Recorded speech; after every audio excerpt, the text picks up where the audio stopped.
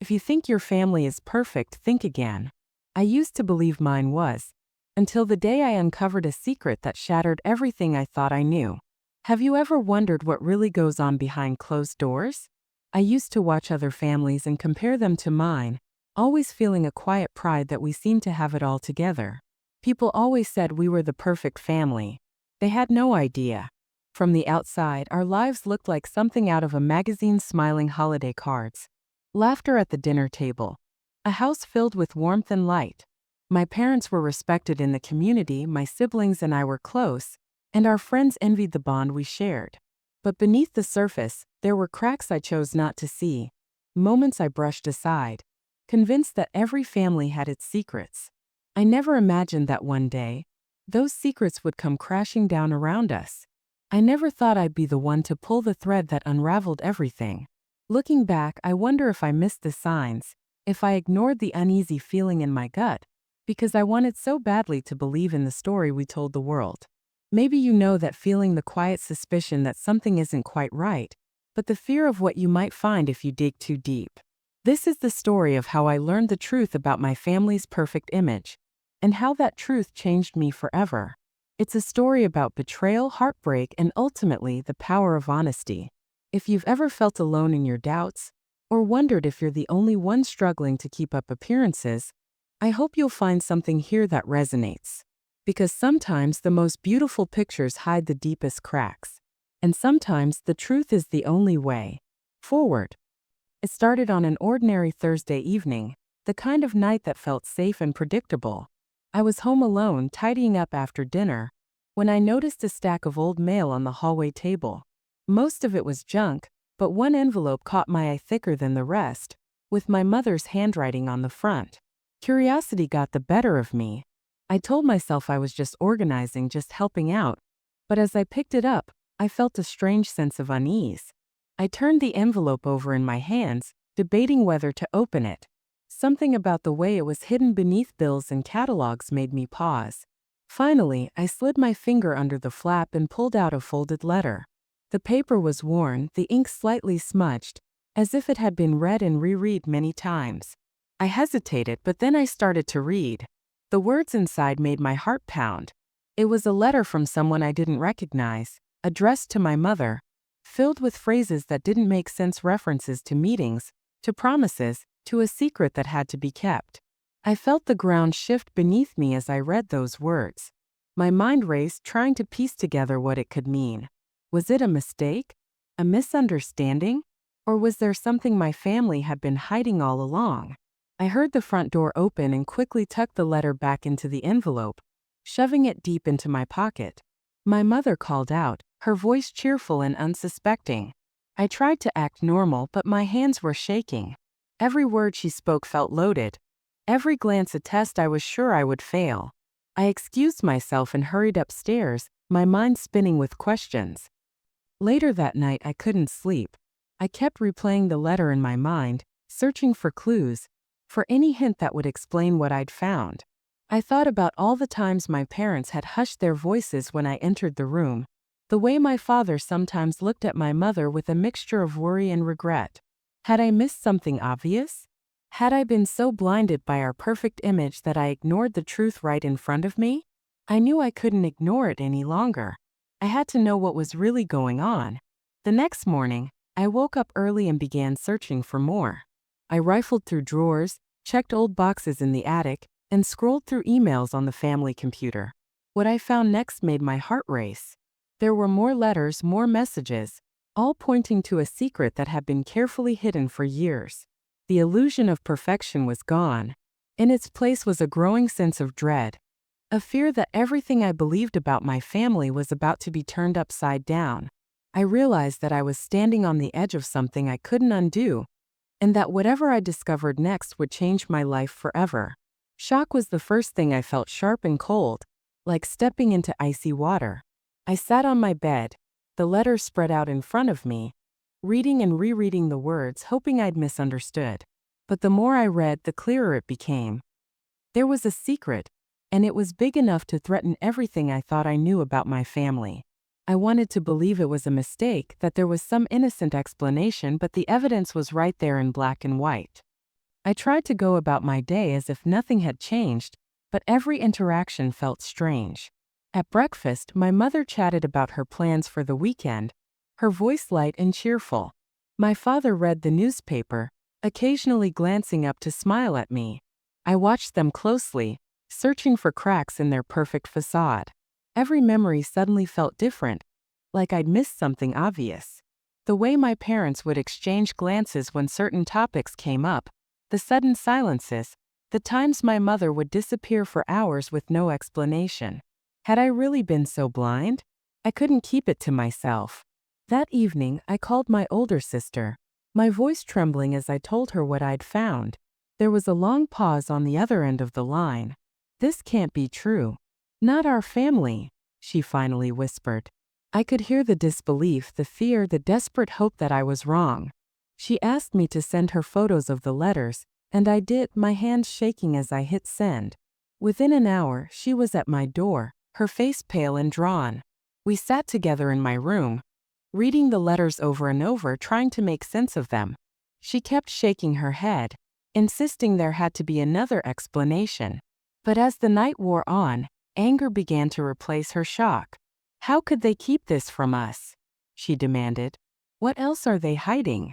The next day, we confronted our parents. We waited until after dinner, when the house was quiet and there were no distractions. I laid the letters on the table, my heart pounding. My mother's face went white. My father's hands trembled as he picked up the papers.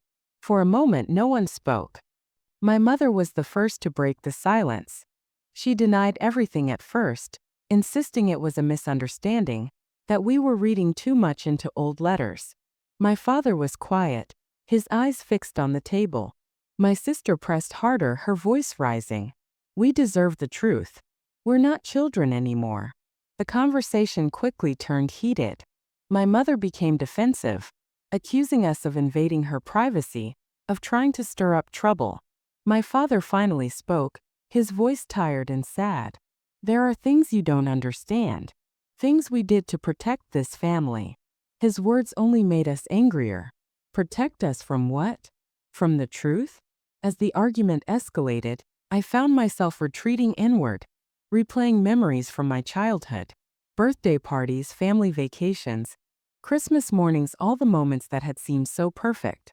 Now, I wondered what had been real and what had been a performance. Had my parents always been hiding something? Had I been so desperate to believe in our perfect image that I ignored the signs? My sister stormed out, slamming the door behind her. My mother sat in silence, tears streaming down her face. My father looked older than I'd ever seen him. I felt lost, caught between anger and grief, unsure of what to do next. That night, I lay awake, staring at the ceiling. Every memory replayed in my mind, but now they were colored by doubt. I wondered if I'd ever really known my family at all, or if I'd just been playing a part in a story someone else had written. The shock was giving way to confusion, and beneath it all, a growing sense of betrayal.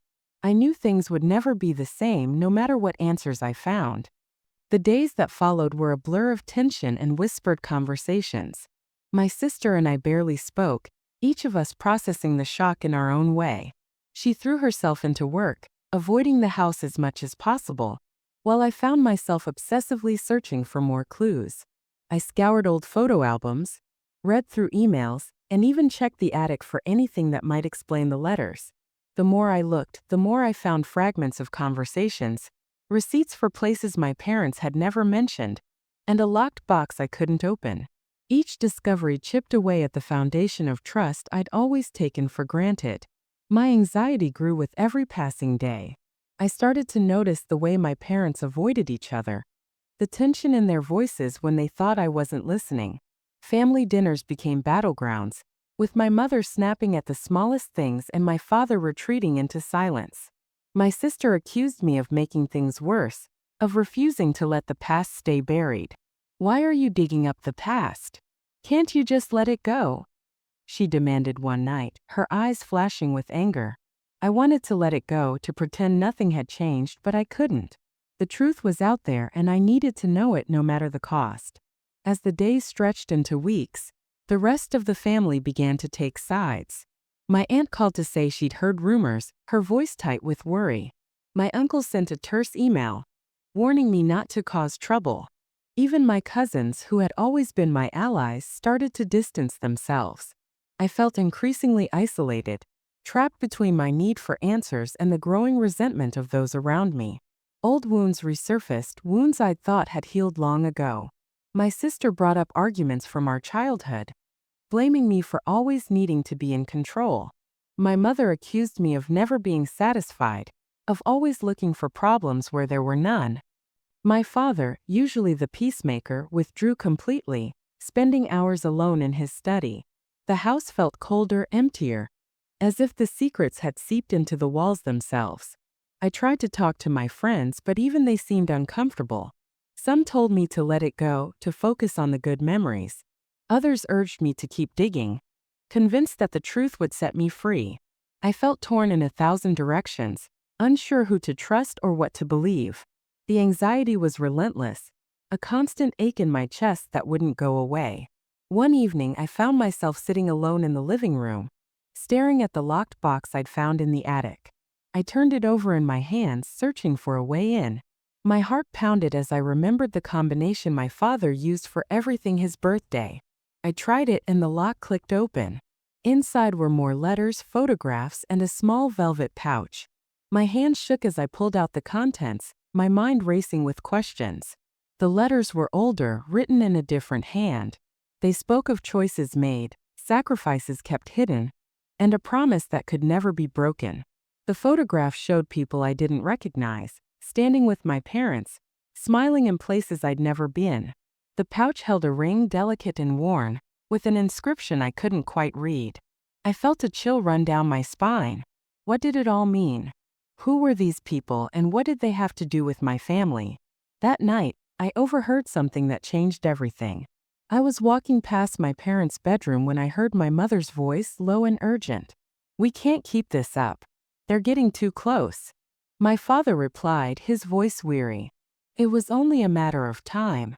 We knew this day would come." I pressed my ear to the door, straining to hear more, but the conversation ended abruptly. I stumbled back to my room, my mind spinning with possibilities. The next morning, I confronted my parents. I showed them the contents of the box, demanding answers.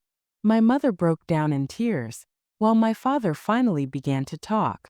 He told me about a decision they'd made years ago, a secret they'd kept to protect us all. The details were murky, the explanations incomplete, but it was clear that the perfect image we'd presented to the world was built on a foundation of lies. The fallout was immediate. My sister refused to speak to me, blaming me for tearing the family apart. My mother retreated into herself, barely leaving her room. My father tried to hold things together, but even he seemed defeated. The rest of the family kept their distance, unwilling to get involved. I felt utterly alone, the weight of the truth pressing down on me. Despite everything, I couldn't stop searching for answers.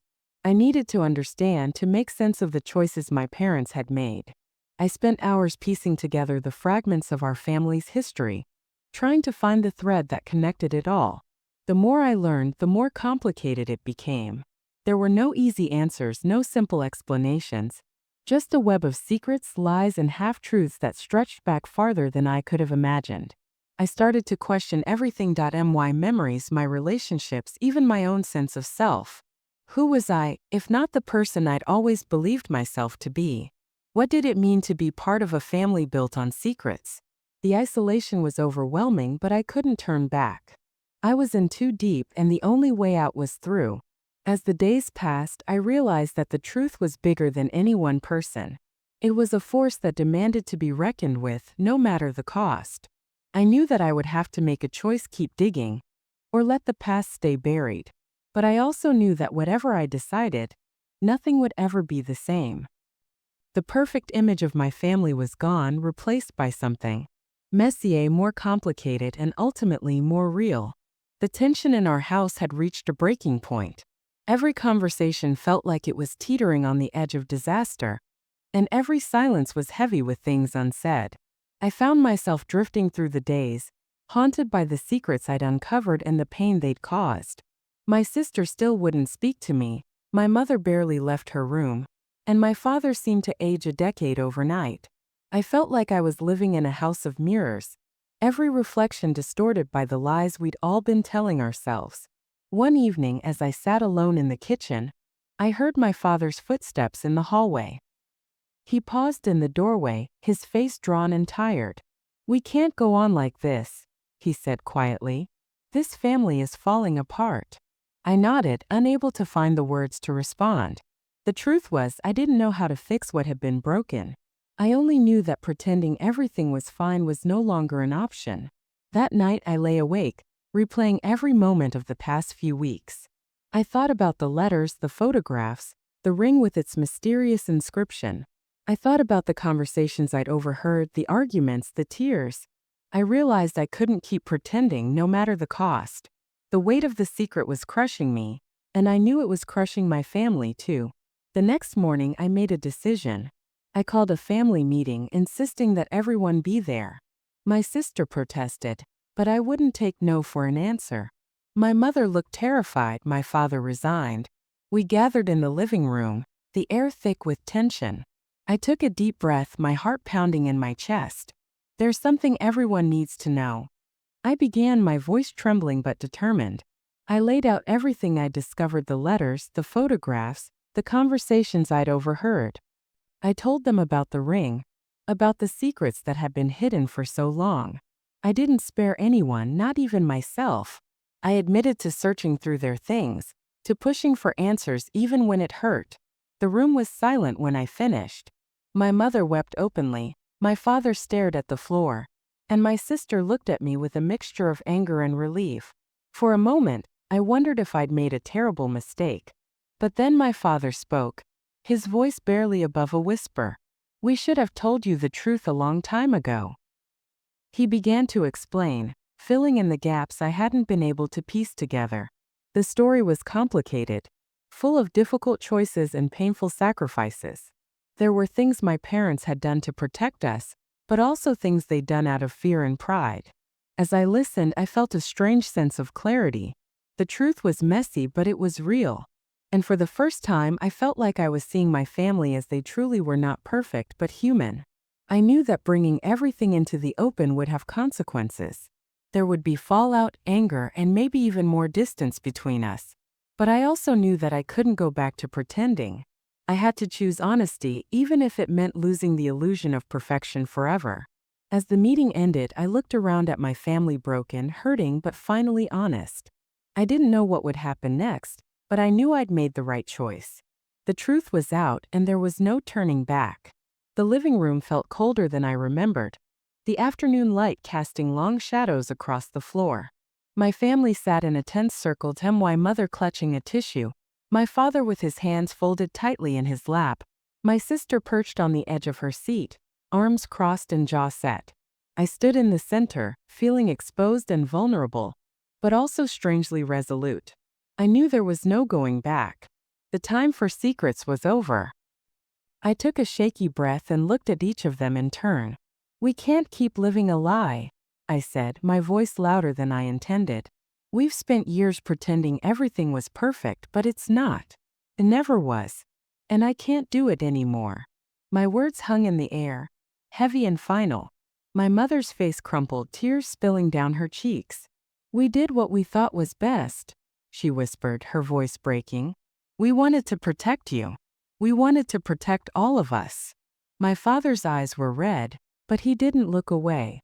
"We made mistakes," he admitted quietly. "We thought if we kept it all hidden, we could keep the family together." My sister's anger finally erupted. Protect us? By lying to us? By making us feel crazy for noticing things that didn't add up? Her voice shook with rage and hurt. "You made us doubt ourselves. You made us doubt each other." She turned to me, her eyes blazing. "And you, why did you have to dig everything up? Why couldn't you just let it go?" I felt the sting of her words, but I stood my ground. Because I couldn't breathe under the weight of all these secrets. Because I needed to know the truth even if it hurt. I needed to know who we really are, not just the version we show the world. My voice wavered, but I didn't look away. The room erupted into chaos. Accusations flew, old arguments resurfaced. Wounds that had never healed were torn open. My mother sobbed, my father tried to mediate. My sister hurled blame in every direction. I stood in the middle of it all, feeling both responsible and powerless. I'd never seen my family so broken and so real. For the first time, we spoke about things we'd never dared to say. My mother admitted to years of anxiety and fear, always worried that the truth would come out and ruin everything. My father confessed to feeling trapped by the expectations he'd set for himself and for us. My sister revealed how isolated she'd felt, always sensing something was wrong but never able to name it. I listened, my own tears falling freely. I told them how lonely I'd been, how much I'd wanted to believe in our perfect image, and how betrayed I felt when I realized it was all an illusion. I admitted to my own mistakes. My stubbornness, my need for control, my fear of what the truth would mean for all of us. The confrontation lasted for hours. Voices rose and fell, tempers flared and cooled. There were moments when I thought we might never recover, that the damage was too deep. But there were also moments of understanding, glimpses of the love that had always been there, buried beneath the pain and the lies. As the sun set outside, casting the room in golden light, something shifted. My mother reached for my hand, her grip trembling but strong. "I'm sorry," she whispered. "I'm so sorry for all of it." My father nodded, his voice thick with emotion. "We should have trusted you. We should have trusted each other." My sister wiped her eyes, her anger spent. "I don't know how we move forward from this," she said softly. "But I want to try. I want us to be real, even if it's messy." We sat together in the fading light, exhausted but somehow lighter. The perfect image of our family was gone, shattered beyond repair. In its place was something raw and honest, a chance to rebuild, not on secrets but on truth. I didn't know what the future would hold, but for the first time I felt hope. That night, as I lay in bed, I replayed the confrontation in my mind. I saw my family broken, hurting but finally honest. I realized that this was what I'd been searching for all along. Not perfection but connection. Not a flawless image but a real imperfect love. And as I drifted off to sleep, I knew that whatever came next, we would face it together. The morning after our confrontation, the house felt hollow, as if the walls themselves were mourning. No one spoke at breakfast. My mother's eyes were swollen from crying, my father moved through the kitchen like a ghost, and my sister barely touched her food. The silence was suffocating, thick with everything we'd said and everything we hadn't. I spent that night alone, wondering if I'd destroyed everything. The relief of honesty was quickly replaced by a crushing sense of guilt. Had I gone too far? Was the truth really worth this much pain? My sister left the house before noon, slamming the door behind her. She didn't say goodbye. My mother retreated to her room, the door closed tight, and my father disappeared into the garage. I wandered from room to room, haunted by memories of laughter and warmth that now felt impossibly distant. Every photo on the wall, every keepsake on the shelf seemed to mock me with reminders of the family we used to be, or at least the family I thought we were. The phone rang a few times that day, an aunt checking in, a neighbor asking if everything was all right. I didn't know what to say. How do you explain that the truth has torn your family apart? That the perfect image everyone admired was just a mask, and now that it's gone, you're not sure what's left? By evening, the tension had settled into a cold, heavy quiet. My father finally emerged, sitting across from me at the kitchen table. He looked tired, defeated. "Maybe the truth was better left buried," he said, his voice barely above a whisper. I wanted to argue, to insist that honesty was the only way forward, but I couldn't find the words. Doubt gnawed at me. Had I been selfish, chasing answers no one else wanted? Was I brave or just reckless?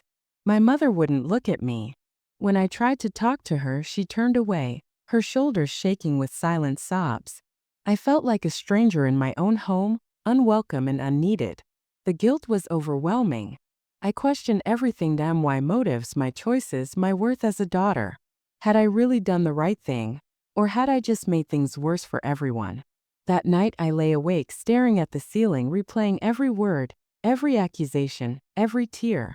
I wondered if we would ever recover, if the fractures in our family could ever be healed. I thought about leaving, about running away from the mess I'd made. But something kept me there, a stubborn hope that maybe, just maybe, the truth could still set us free. The days that followed were a blur of avoidance and awkwardness. My sister didn't come home. My parents barely spoke to each other.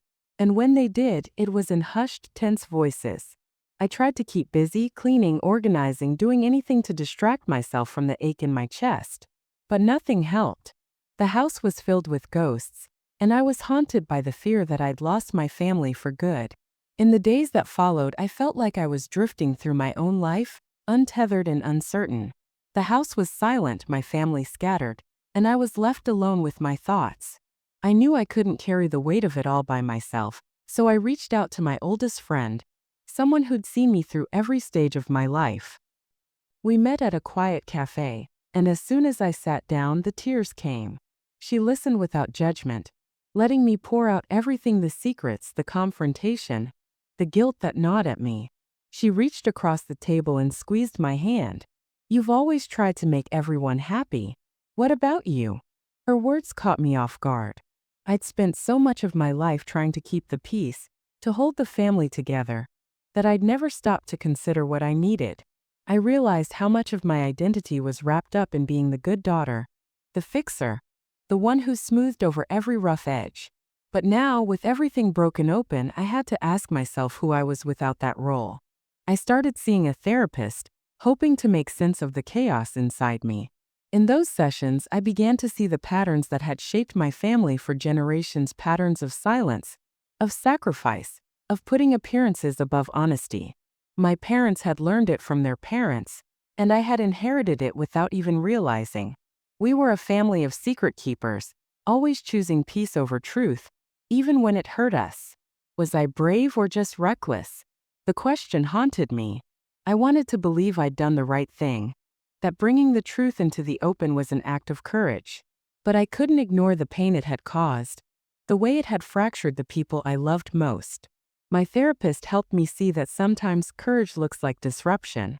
Sometimes the only way to heal is to break the silence, even if it means things get worse before they get better. I began to find my own voice, slowly and uncertainly at first. I started journaling, writing letters I never intended to send, just to get the words out of my head and onto the page. I realized how much I'd been holding back, how often I'd swallowed my own needs and feelings for the sake of harmony. It was uncomfortable, even painful, to admit that I'd been complicit in the silence that had hurt us all. One evening, I called my sister.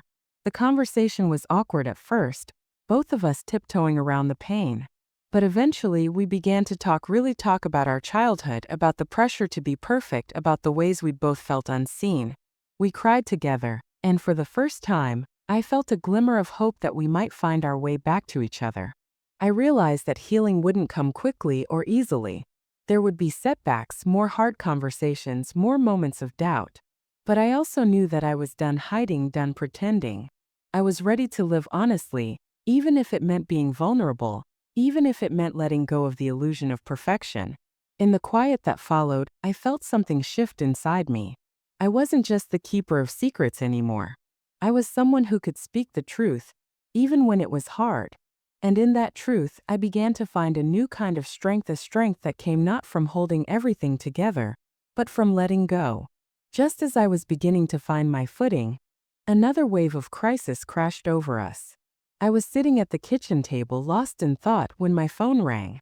The number was unfamiliar, and for a moment I considered letting it go to voicemail. But something told me to answer. "Hello," I said, my voice tentative. On the other end was my cousin, her tone urgent and strained. "There's something else you need to know." She hesitated, then told me that word about our family's secret had started to spread. Someone had overheard a conversation at a family gathering and shared it with a neighbor, who then told others. Now, people in our community were whispering, speculating, and asking questions.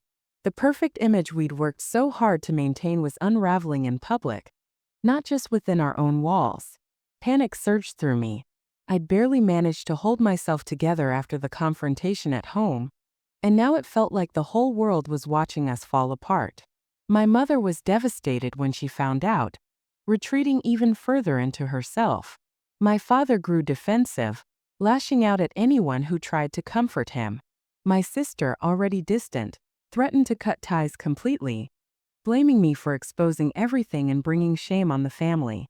I tried to reach out, to explain that the truth was never meant to hurt anyone. But my words fell flat. The phone calls from relatives became more frequent, some offering support, others expressing disappointment or anger. I felt the weight of their judgment pressing down on me, making it hard to breathe. Just when I thought things couldn't get worse, the phone rang again. This time it was a reporter from the local paper, asking for a comment about the rumors. My heart pounded as I realized how quickly things had spiraled out of control. I hung up, my hands shaking, and stared at the wall, wondering how much more I could take. The crisis forced me to dig even deeper for strength. I knew I couldn't undo what had been done, but I could choose how to respond. I decided to face the community with honesty, refusing to hide or make excuses. It was terrifying, but I realized that my resolve was stronger than I'd ever imagined. Even as the world seemed to close in around me, I held on to the belief that the truth, no matter how painful, was the only way forward. The pressure from the outside world was relentless. Every day brought new whispers, new stares, and new reminders that our family's secret was no longer just ours. I could see the toll it was taking on everyone. My mother's withdrawn silence, my father's simmering anger, my sister's absence. I felt the weight of their pain and the community's judgment pressing down on me. But I also felt something else rising inside. A quiet, stubborn resolve. One evening, after another tense day, I called a family meeting. My parents hesitated, but I insisted. My sister joined by video call, her face tight with resentment. I took a deep breath, feeling the gravity of the moment. I can't go back to pretending. I have to live my truth, I said, my voice steady despite the fear in my chest. I know this has hurt all of us and I'm sorry for the pain, but I can't carry the burden of secrets anymore. I need to be honest with myself, with you, and with the world. My mother's eyes filled with tears. But what will people think of us? She whispered. My father shook his head, his voice rough. We built this family on trust. Now it feels like everything is falling apart. My sister's voice was sharp. You made this choice for all of us. You didn't give us a say. I listened, letting their words wash over me. For the first time, I didn't try to fix it or smooth things over. I let myself feel the pain, the anger, the disappointment. Then I spoke, my voice trembling but clear. I know I made mistakes. I know I hurt you. But I can't keep living a lie just to make everyone else comfortable. I need to be true to myself, even if it means losing everything I thought I needed. There was a long silence. I looked at my family. My mother's grief, my father's confusion, my sister's anger, and I realized that I couldn't control their feelings or their choices. All I could do was stand in my own truth. For the first time, I felt free even if it meant losing everything. The days that followed were some of the hardest of my life. Some relatives stopped calling. Old friends drifted away. The community's judgment was harsh, and there were moments when I questioned everything. But there were also moments of unexpected grace. A neighbor dropped off a casserole with a note that simply said, "You're not alone." An old friend reached out, sharing her own story of family secrets and forgiveness. Slowly, I began to see that I wasn't as isolated as I'd feared. My sister called one night, her voice softer than it had been in weeks. I still don't agree with how you did it, she said, but I understand why you had to. Maybe it's time we all stopped pretending. My mother started coming out of her room, sitting with me in the evenings, sometimes in silence, sometimes sharing memories I'd never heard before. My father, too, began to soften, admitting that the pressure to be perfect had weighed on him for years. I realized that my final stand wasn't just about exposing the truth. It was about choosing myself, choosing honesty, and choosing to believe that we could build something real from the wreckage. I stopped apologizing for needing more than a perfect image. I started to dream about a future where I could be fully myself, even if it meant letting go of the family I thought I knew. In the end, I didn't lose everything. I lost the illusion, the mask, the need to be perfect. But I gained something far more valuable: the freedom to live my truth, and the hope that in time my family could find their own way to healing. In the weeks that followed, the sharp edges of our pain began to soften. The house was still quieter than before, but the silence felt less like punishment and more like space to breathe. My mother started joining me for morning coffee, her eyes tired but open. Sometimes we talked about the past, sometimes we just sat together, letting the comfort of shared presence do the healing. My father, too, began to let down his guard. He apologized for the pressure he'd put on all of us to keep up appearances, admitting that he'd been afraid of what would happen if the truth ever came out. My sister and I spoke more often, our conversations tentative but honest. We didn't agree on everything, but we were learning to listen, to let each other be imperfect. One evening, as we sat on the porch, she said quietly, "Maybe it's time to build something real, even if it's messy." I smiled, feeling a weight lift from my shoulders. For the first time, I believed we could. The community's attention faded, as it always does. Some people kept their distance, but others surprised us with kindness. I realized that the people who mattered most were the ones who stayed, who saw us not as a perfect family, but as real people trying to heal. I stopped worrying about what others thought and started focusing on what felt true for me. I found peace in small things: long walks, honest conversations, laughter that bubbled up unexpectedly. I learned to forgive myself for the pain I'd caused, and to forgive my family for the secrets they'd kept. We were still a work in progress, but we were moving forward together. The truth didn't destroy you, it set us free. It gave us permission to be flawed, to make mistakes, to love each other without the burden of pretending. I felt empowered in a way I never had before, hopeful that our family could write a new story, one built on honesty, acceptance, and the courage to face whatever comes next. As I looked around the dinner table one night, seeing my family as they truly were, I realized that perfection had never been the goal. What mattered was connection, resilience, and the willingness to begin again. And in that moment, I knew we were going to be okay. Months passed, and life slowly settled into a new rhythm. The wounds from that season didn't disappear, but they began to heal in ways I hadn't expected. Our family was different, quieter, more cautious, but also more genuine. We no longer tried to force laughter or sweep uncomfortable moments under the rug.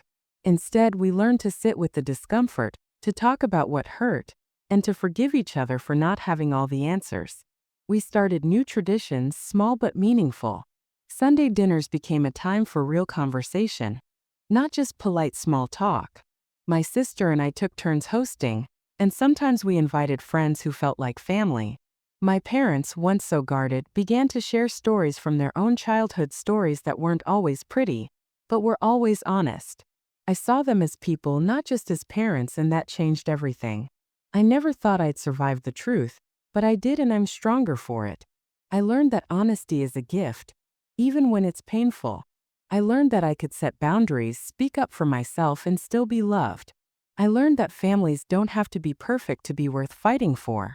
One evening, as we cleared the table after dinner, my mother smiled at me and said, "We're not perfect, but we're honest now." My father nodded, and my sister squeezed my hand. In that moment, I felt a deep sense of peace. We had lost our old image, but we had gained something far more valuable: the freedom to be ourselves. Looking back, I see how much we've all grown. We're still learning, still stumbling, but we're doing it together. I'm proud of the family we're becoming. One that chooses truth over appearances, love over fear, and connection over perfection. And for the first time, I'm proud of myself too. If you've ever felt alone in your family, you're not alone. I know what it's like to sit in a room full of people you love and still feel like you're carrying a secret weight, afraid that if you speak your truth, everything will fall apart. I know the fear of disappointing those closest to you, the guilt of breaking the silence, and the ache of wondering if things will ever be the same again. But I also know that sometimes, the truth is the only way forward. Looking back, I realized that the hardest moments, the ones that left me feeling broken and lost, were also the moments that taught me the most. I learned that honesty isn't always easy, but it's always necessary. I learned that you can't control how others react, but you can choose to be true to yourself. And I learned that real connection comes not from pretending, but from showing up as you are, flaws and all. If you're facing a difficult decision or struggling with family conflict, I hope you'll remember that you have the right to your own truth. You don't have to carry the burden alone. Reach out to someone you trust, even if it's just to say, "I'm not okay." Give yourself permission to feel, to grieve, to hope. Healing takes time, and it's rarely a straight line, but it is possible. Sometimes the truth hurts. It can break things open and leave you feeling exposed. But it can also set you free. It can make space for new beginnings, for deeper understanding, and for the kind of love that isn't based on perfection, but on acceptance. If you're standing at a crossroads, wondering what to do next, trust yourself. You are stronger than you think, and you deserve a life that's honest and real. Thank you for listening to my story.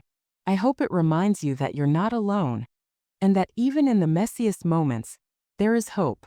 Thank you so much for being here and listening to my story. If you've ever uncovered a family secret, tell me in the comments. I truly want to hear your experiences, what you discovered, how it changed you, and what you learned along the way. Your story might help someone else feel less alone. And I believe that sharing our truths is one of the most powerful things we can do. If this story resonated with you, please share it with someone who needs to hear it. Maybe you know a friend or family member who's struggling with their own family conflict or carrying a secret they're afraid to reveal. Sometimes just knowing that someone else has walked a similar path can make all the difference. Don't forget to subscribe if you want to hear more real-life family dramas and stories of transformation. I have so many more stories to share, stories about forgiveness, about finding your voice, and about the messy, beautiful ways families come together and fall apart and come together again. Your support means the world to me, and it helps me keep telling these stories that matter. Thank you again for being part of this community. Your presence, your comments, and your willingness to listen and share are what make this space so special. Stay tuned for the next story. It's one you won't want to miss.